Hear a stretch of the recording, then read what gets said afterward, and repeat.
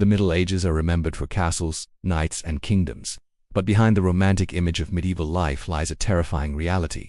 Devices of torture so cruel they seem designed not just to punish but to humiliate and control. Among these, one stands out because it was made specifically for women. It was called the Scold's Bridle, a heavy iron mask, often with spikes inside, forced onto the head of any woman accused of being too outspoken, too loud, or disobedient. The cruel invention wasn't about justice, it was about silence.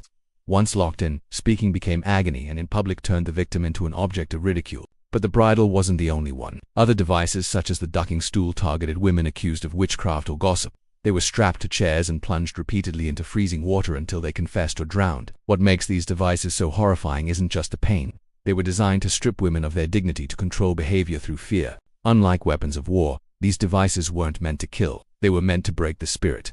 Today they serve as chilling reminders of how cruelty was once justified as order, and how entire societies used fear to enforce silence. But why? Why do we inflict such cruelty in the name of justice? And what does it say about us if we do? You might be surprised to learn that this isn't just a medieval practice.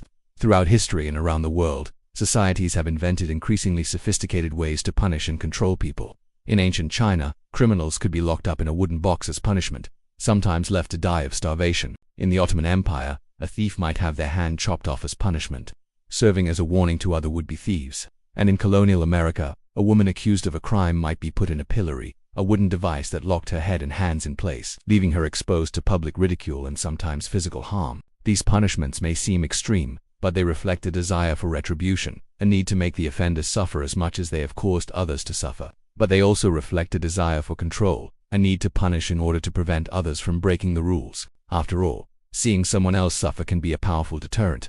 It reminds us that we don't want to end up in that situation ourselves.